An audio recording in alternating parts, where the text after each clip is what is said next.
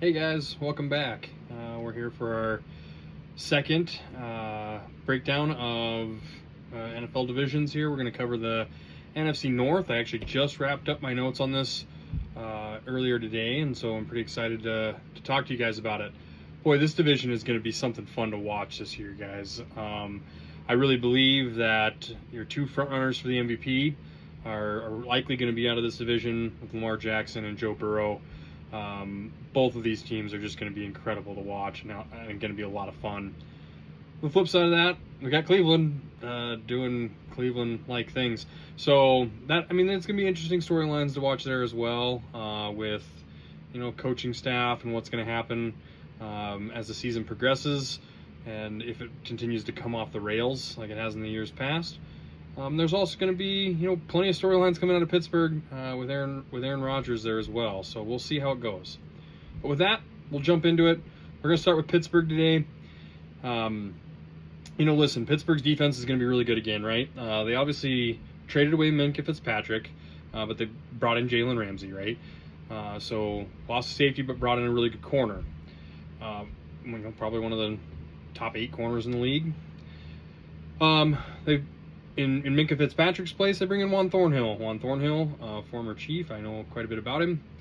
He's a solid safety in the NFL, right? He's not going to be nearly as flashy or as impactful as Minkah Fitzpatrick, but he's certainly no slouch. So he's going to do just fine. Obviously, you lose Pickens, but you add DK Metcalf, and you also add in Aaron Rodgers, right? TJ Watt's going to be back. He's going to be wrecking stuff as usual, guys. Nothing to do there. My expectation here for the Pittsburgh Steelers, kind of the expectations of the Pittsburgh Steelers for the last few years. They're going to be 500, maybe slightly, a game or two above that, maybe a fringe team. I expect the offense to be a little clunky in the beginning. I don't expect them to come out and light the world on fire by any means. But I do anticipate that the more Metcalf and Rodgers get to play together, that they continue to gel and things start to work out towards the end of the year. And really, if you look at Aaron Rodgers last year with the New York Jets, his statistics say that he was a really good quarterback, top 12 quarterback in the NFL for the Jets, and things did get better as the year progressed there as well. So I anticipate some of the same things there.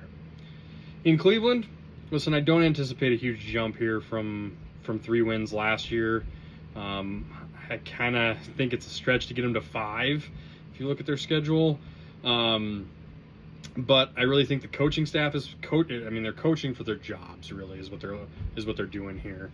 I expect at some point in time they're going to be looking for that spark, right? They're going to be looking to how they can impact their season, and I think we're going to see Shadur Sanders earlier rather than later. I think week 5, week 6, we could very easily see a Sanders sighting in Cleveland.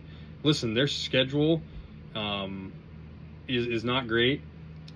Garrett and Ward, they're going to get theirs for sure on defense. Defense will be good enough, but the offense is just not. It's not there right now. Cincinnati. I got some friends that watch the podcast here and really are big Cincinnati Bengals fans, and this team is going to be one for the ages, really. I mean, you think about last year's team and what the defense didn't do for Cincinnati. I think it's going to be kind of similar to that this year, right? They remind me a lot of a couple of different Chief teams from the past. 2003 and 2019 both come to mind, right? Where you're just looking for your defense to make a stop, right? Can they make 2 or 3 critical stops in a football game and let Joe Burrow and this offense just eat and win football games that way? I think that's really going to be the agenda for them this year, and it's going to be a high-flying offense, guys, with T. Higgins and Joe Burrow and Jamar Chase, obviously. 25th in total defense last year, 26th in points allowed. Don't anticipate a ton different from there. And just go ahead and pay Trey Hendrickson already. Like, come on. You guys got to pay him and get him back on the field. Finally, it gets us to Baltimore, right? Baltimore is stacked. I mean, this feels very much like all in for the Baltimore Ravens.